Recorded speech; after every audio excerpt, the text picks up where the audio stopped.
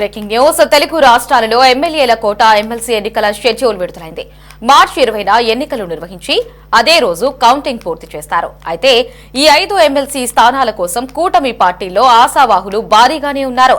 ముందుగా జనసేన పార్టీ నుంచి ఎమ్మెల్సీ రేసులో నాగబాబు ఉన్నారు. ఇప్పటికే నాగబాబుకు సీఎం చంద్రబాబు మంత్రి పదవి ప్రకటించడంతో ఆయన్ను ఎమ్మెల్సీ చేయడం ఖాయంగా కనిపిస్తోంది.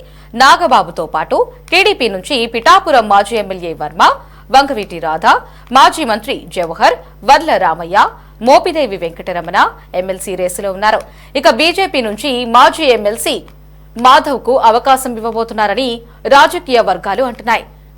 ఇక ఇదే అంశానికి సంబంధించి మరింత సమాచారం మా ప్రతినిధి గాలిబ్ అందిస్తారు. లోకి నాగబాబు వచ్చేందుకు మొత్తం లైన్ క్లియర్ అయింది.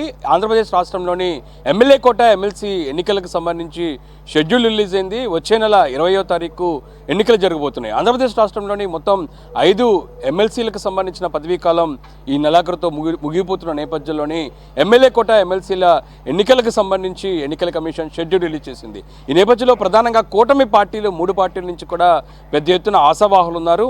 ప్రధానంగా మొత్తం ఖాళీ అవుతున్న ఈ 5 ఎమ్మెల్యే కోట ఎమ్మెల్సీ స్థానాల్లోని 3 తెలుగుదేశం పార్టీకి వెళ్తే ఒకటి జనసేన, మరొకటి భారతీయ జనతా పార్టీ కోరుతున్నట్లుగా తెలుస్తుంది. ప్రధానంగా జనసేన నుంచి నాగబాబు, ఇప్పటికే నాగబాబు కేబినెట్లోకి తీసుకున్నట్లుగా టీడీపీ అధినేత సీఎం చంద్రబాబు ప్రకటించారు. ఆ తర్వాత ఇదే అంశానికి సంబంధించి డిప్యూటీ సీఎం జనసేన అధినేత పవన్ కళ్యాణ్ కూడా క్లారిటీ ఇవ్వడం జరిగింది. నాగబాబుకు ఎమ్మెల్సీ పదవి ఇచ్చిన తర్వాత మంత్రివర్గంలో తీసుకుంటామనేది కూడా ఆయన స్పష్టం చేశారు. ఈ నేపథ్యంలో తాజాగా ఆంధ్రప్రదేశ్ రాష్ట్రంలోని ఖాళీ అయిన ఎమ్మెల్యే కోట ఎమ్మెల్సీ ఎన్నికల్లోని జనసేనకు దాదాపు ఫైనల్ అవ్వడం జరిగింది. జనసేన నుంచి అభ్యర్థిగా నాగబాబుని నించోబెట్టబోతున్నారు. ఆయన వచ్చే నెల 20వ తారీఖున ఎమ్మెల్యే కోట ఎమ్మెల్సీ ఎన్నికల్లోని పోటీ చేసి గెలుపొందిన తర్వాత ఎమ్మెల్సీగా గెలుపొందిన తర్వాత ఆయన మంత్రివర్గంలోని తీసుకోబోతున్నారు. ఇంకా మరోపక్క భారతీయ జనతా పార్టీ కూడా ఈసారి ఎమ్మెల్సీ స్థానాన్ని కోరుతున్నట్టుగా తెలుస్తుంది. ప్రధానంగా బీజేపీ సీనియర్ నేత, ఇప్పటికే ఎమ్మెల్సీగా చేసిన అనుభవం ఉన్న ఉత్తరాంధ్రకు చెందిన మాధవ్ పేరు తొలి వరుసలో మనకి స్పష్టంగా కనపడుతుంది. మాధవ్కు ఎమ్మెల్యే కోట ఎమ్మెల్సీ ఎన్నికల్లోని అవకాశం కల్పించారనేది మాత్రం బీజేపీ నుంచి కూటమి పార్టీలకి ఒత్తిడి వచ్చినట్లుగా మనకి సమాచారం ఉంటుంది. ఇంకా మిగిలిన 3 స్థానాలకు సంబంధించి చూసినట్టయితే ప్రధానంగా 3 స్థానాల కోసం తెలుగుదేశం పార్టీ నుంచి పెద్ద ఎత్తున ఆశావాహులు కనబడుతున్నారు. ప్రధానంగా చూసినట్టయితే వంగవీటి రాధ, జవహర్, దాంతోపాటు వర్ల రామయ్య, మరోపక్క పిఠాపురం నుంచి వర్మ, దాంతోపాటు ఇటీవల వైసీపీ నుంచి తెలుగుదేశం పార్టీలోకి వచ్చిన మాజీ ఎంపీగా ఉన్న మోపిదేవి వెంకటరమణ, మొత్తం 6 పేర్లు స్పష్టంగా కనబడుతున్న నేపథ్యంలోనే ఇప్పటికే వాళ్ళ లాబింగ్ ప్రారంభించారు. ఎందుకంటే గతంలోని ఎన్నికల నేపథ్యంలోని తమ నియోజకవర్గాల్లో ఇతరులకు కేటాయించడం, తమ సీట్లను త్యాగాలు చేసిన నేపథ్యంలో అప్పట్లోనే తెలుగుదేశం పార్టీ అధినేత వీళ్ళందరికీ కూడా హామీ ఇచ్చారు. రాబోయే రోజుల్లోనే ఎమ్మెల్సీగా తీసుకుంటామని కూడా చెప్పిన పరిస్థితుంది. ప్రధానంగా చూసినట్టయితే వంగవీటి రాధా కాపు సమాజానికి సంబంధించి కీలకమైన నేత.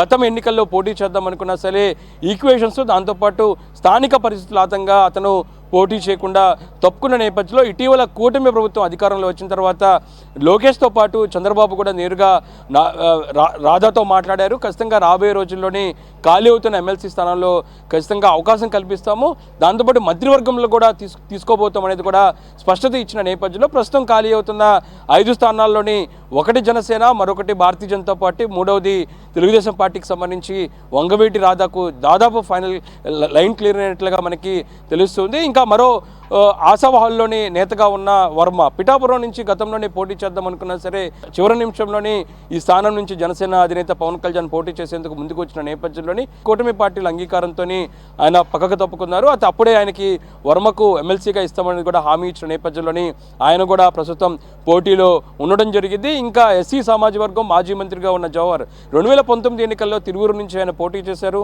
తిరువూరు నుంచి పోటీ చేసిన నేపథ్యంలో ఇటీవల 2024 ఎన్నికల్లోని ఆయన సీటు కోల్పోయారు. ఈ నేపథ్యంలోని సీనియర్ నేత, దాంతోపాటు ఎస్సీ సామాజిక వర్గానికి సంబంధించిన నేత కావడంతో ఆయన కూడా ప్రస్తుతం ఎమ్మెల్సీ కోరుతున్నట్టు తెలుస్తుంది. ఇంకా వర్లరామయ్య తెలుగుదేశం పార్టీ సీనియర్ నేత, కీలక నేతగా ఉన్నారు. గత 14-19లో కూడా రాజ్యసభ వెళ్లేందుకు ప్రయత్నం చేసినా సరే అప్పుడున్న కారణాలతోని ఆయనకి సీటు దక్కలేదు. తాజా పరిణామాల నేపథ్యంలో ఆయనకు ఖచ్చితంగా మంచి అవకాశం కల్పిస్తామనే దానిపై కూడా ముఖ్యమంత్రి హామీ ఇచ్చారు. పెద్దల సభకు పంపించేందుకు వలరామయ్య పేరు కూడా పరిశీలనలో ఉన్నట్లుగా మనకి సమాచారం అందుతుంది. ఇదే కాకుండా మోపిదేవి వెంకటరమణ ప్రధానంగా ఇటీవల కాలంలోనే తన ఎంపీ స్థానాన్ని, రాజ్యసభ స్థానానికి వైసీపీ నుంచి రాజీనామా చేసి తెలుగుదేశం పార్టీలోకి వచ్చారు. తెలుగుదేశం పార్టీలోకి వచ్చిన తర్వాత తన కొడుకు భవిష్యత్తు కోసం ఆయన తెలుగుదేశం పార్టీలోకి వచ్చినట్లుగా మనకి సమాచారం అవుతుంది. ఈ నేపథ్యంలో బీసీ సామాజిక వర్గం, మత్స్యకారుల సామాజిక వర్గం కావడంతో మోపిదేవి వెంకటరమణ కూడా ప్రస్తుతం ఈ ఎమ్మెల్సీ సంబంధించిన ఎమ్మెల్యే కోట ఎమ్మెల్సీ స్థానంలోని అవకాశం కోరుతున్నట్టుగా తెలుస్తుంది. మొత్తం ఈ 5 పేర్లు ప్రధానంగా వంగవీటి రాధా, జవహర్, వరలరామయ్య, దాంతోపాటు ప్రధానంగా చూస్తుంటే మోపిదేవి వెంకటరమణ లాంటి వారు తెలుగుదేశం పార్టీ నుంచి 3 స్థానాలలోని దాదాపు 5-6 పేర్లు స్పష్టంగా కనపడుతున్న నేపథ్యంలోని రాధాతో పాటు మరోపక్క మోపిదేవి వెంకటరమణ పేరు ముందు వరుసలో కనపడుతుంది. ఇంకా ఎస్సీ సామాజిక వర్గం నుంచి జవహర్తో పాటు మరోపక్క వలరామయ్య పోటీ పడుతున్నారు.